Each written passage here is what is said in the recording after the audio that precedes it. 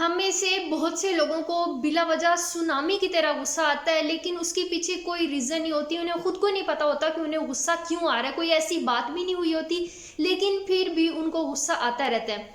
Mental health foundation के according 32% लोगों को विदाउट एनी रीज़न, बिला वजह, बगैर किसी बात के गुस्सा आता है, और उसमें से 28% लोग ऐसे होते हैं उन गुस्सा करने वालों में जो कि परेशान होते हैं अपने इस गुस्से को लेकर कि क्या वजह है, हमें क्यों बार बार गुस्सा आ रहा है। तो आज हम इन्हीं लोगों की बात करेंगे कि क्यों आपको बिला वजह गुस्सा आता है। अगर आप भी इन लोगों में से एक हैं या आपके इर्द गिर्द कोई ऐसा शख्स मौजूद है तो ये वीडियो आप लोगों के लिए बहुत फायदेमंद होने वाली है। काइंडली इसको एंड तक देखिएगा, और अगर आप चैनल पर नए हैं तो इस चैनल को सब्सक्राइब कर दें। आज की वीडियो में हम गुस्सा आने की 6 बेसिक रीजंस के ऊपर बात करेंगे। इसमें सबसे पहली रीजन है जी वीक बाउंड्रीज। आपकी जो हद है उसका वीक होना। आप कोई काम नहीं करना चाहते, आप ना करना चाहते हैं, लेकिन आप फिर भी लोगों को हाँ करते रहते हैं। उन्हें कहते हैं कि नहीं ठीक है हम वो काम कर लेंगे।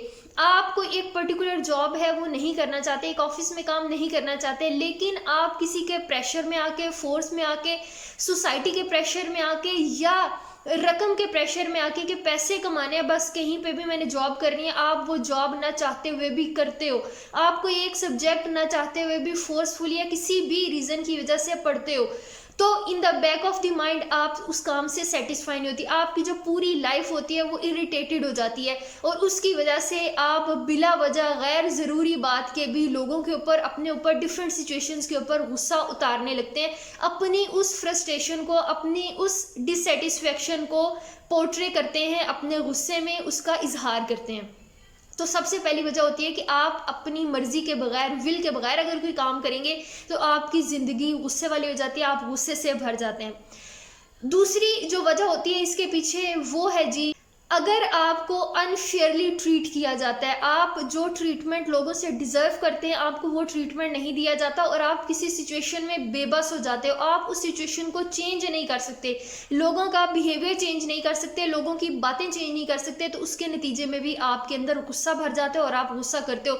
जिस शख्स पे आपको गुस्सा करना चाहिए उसके अलावा आप दूसरे हर शख्स के ऊपर गुस्सा करते हैं, क्योंकि अगेन आप अपनी लाइफ से कंफर्टेबल नहीं होते।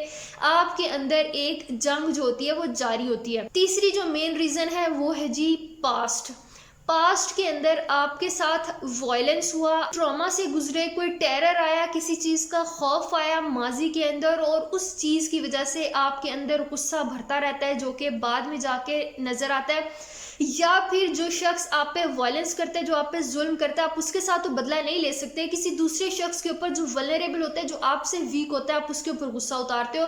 तो अपने माजी के अंदर जितनी भी चीज़ें हुई होती हैं आप कुछ अरसे के बाद जाकर उन चीज़ों के ऊपर गुस्से का इजहार करते हो अपनी लाइफ के अंदर, क्योंकि माजी की चीज़ें हम भूलते नहीं हैं। बचपन की चीज़ें आपकी हमेशा आपके साथ रहती हैं, याद रहती हैं। आपको मालूम भी नहीं होता आपके बचपन में क्या गुजरा, लेकिन वो जो फीलिंग होती है वो आपके अंदर स्टिक कर जाती है, और वो फिर आपको कंट्रोल करती है आपकी लेटर लाइफ में। इसके बाद है जी पेरेंट के साथ, फैमिली के साथ रिलेशनशिप। छोटे बच्चों के साथ क्या किया जाता है कि कोई भी बच्चा जब गुस्से का इजहार करता है तो उसको कहा जाता है पोलाइटली, सॉफ्टली बात कर रहे हैं, माँ बाप उसको डांटते हैं, मारते हैं, उसको पनिशमेंट दी जाती है उसके उस अग्रेसिव बिहेवियर के ऊपर, गुस्से वाले बिहेवियर के ऊपर। वो बच्चा उस वक्त तो आपसे ताकत में कम होता है, वो कंट्रोल कर लेता है अपने इमोशन को, लेकिन जब बहुत लंबे अरसे तक आपको किसी एक इमोशन को सप्रेस करना पड़ता है, दबाना पड़ता है, तो क्या होता है एक टाइम के ऊपर आकर आपका वो जो इमोशन होता है उसका आउटबर्स्ट हो जाता है, और वो ज़्यादा शिद्दत के साथ आप उसका आउटबर्स्ट करते हो, और आपको पता भी नहीं होता कि आप किस शख्स के ऊपर कर रहे हो। जो भी आपके सामने होता है आपने बस अपने उस जज्बे का इजहार करना होता है, तो आप दूसरे शख्स के ऊपर उस जज्बे का इजहार कर देते हो। आपको बाद में रियलाइज होता है कि इसने तो ऐसी कोई मुझे बात की भी नहीं थी, लेकिन आपको बस वो स्पेस मिलती है अपने जज्बे का इजहार करने के लिए, और आप उसके ऊपर उस जज्बे का इजहार कर देते हो। इसके बाद एक जो रीज़न है वो है जी सब्सटेंस अब्यूज़ की। जो कि ड्रग्स लेते हैं वो लोग भी, नशा करने वाले लोग भी अग्रेसिव होते हैं, इनकी जो लाइफ होती है वो भी इरिटेटेड होती है, फ्रस्ट्रेशन का शिकार होते हैं, और वो ज़्यादातर गुस्से का इजहार करते हैं अपनी रियल लाइफ के अंदर जब उनको वो चीज़ अवेलेबल नहीं होती। इसके बाद जो मोस्ट इम्पॉर्टेंट पॉइंट है, और जो दुनिया में लोगों के दरमियान में कॉमन नहीं है, लोग इसके बारे में सोचते नहीं है, समझते नहीं है, इससे आगाह नहीं है, वो है जी डिप्रेशन। बिल्कुल, जो लोग डिप्रेस्ड होते हैं वो भी बिला वजह गुस्से का इज़हार करते हैं। डिप्रेशन के सिम्पटम्स में एंगर के बारे में, एग्रेशन के बारे में कोई नहीं जानता। ज़्यादातर डिप्रेशन के सिम्पटम्स में चीज़ें आती हैं जी, सैडनेस, लोनलीनेस की फीलिंग आना, उदासी होना, आपका भूख ज़्यादा लगना, भूख कम लगना, नींद का इशू होना। लेकिन 40% जो डिप्रेशन के लोग हैं, डिप्रेस्ड लोग होते हैं, उनके अंदर देखा गया कि वो भी गुस्से का इजहार करते हैं। जिस तरह से दूसरे सिम्टम्स उनके अंदर आ रहे होते हैं, इसी तरह से डिप्रेशन में भी बगैर किसी रीज़न के आप दूसरों के ऊपर गुस्से का इजहार करते हैं। ये तो हमने देख लिया कि ये रीजंस हैं जिसकी वजह से लोगों में गुस्सा आता है, एंगर आता है।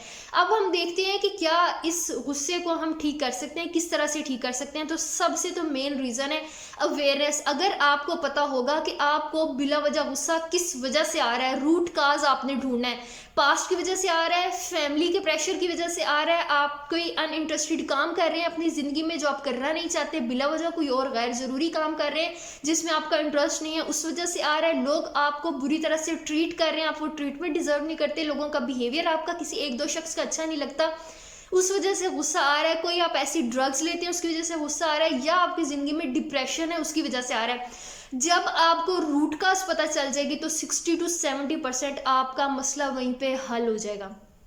इसके अलावा हमेशा अपने गुस्से को चैनलाइज करने की कोशिश करें, इससे फ़ायदा उठाने की कोशिश करें। गुस्से के अंदर अगर आप आर्ट से रिलेटेड काम करेंगे, राइटिंग करेंगे, पेंटिंग करेंगे, म्यूज़िक की तरफ जाएंगे, एक्सरसाइज करेंगे, बॉक्सिंग करेंगे, गेम्स खेलेंगे, तो ये जो आपका गुस्सा है वो एक प्रोडक्टिव तरीके में चैनलाइज होगा और आप हेल्दी महसूस करेंगे। आपको बाद में रिग्रेट भी नहीं होगा कि हमने गुस्सा क्यों किया।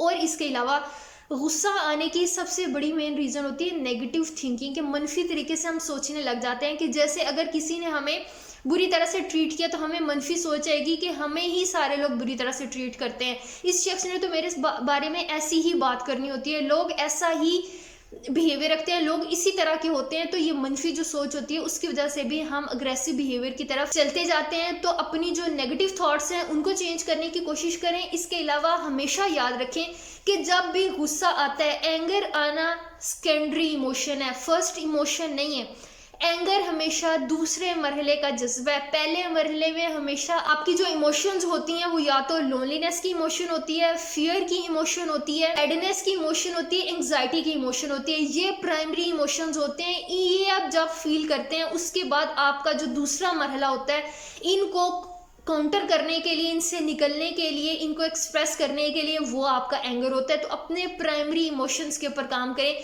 कि ये वाले इमोशंस आपको किन सिचुएशंस में आते हैं, किन लोगों के साथ होते हुए आते हैं या किस वजह से आते हैं। तो जब आप उसका वो प्राइमरी रूट कॉज ढूंढ लेंगे तो भी आपका जो गुस्सा है वो कम हो जाएगा और बिला वजह आपको गुस्सा नहीं आएगा। आई होप आज की वीडियो आप लोगों के लिए फ़ायदेमंद रही होगी। अगर फ़ायदेमंद रही है तो काइंडली इसको लाइक करें, शेयर करें, चैनल को सब्सक्राइब करें ताकि ज़्यादा से ज़्यादा लोग हमारे साथ कनेक्ट कर सकें और हम एक हेल्दी सोसाइटी डेवलप करने में अपना रोल प्ले कर सकें। Thank you so much, take care, अल्लाह हाफिज़।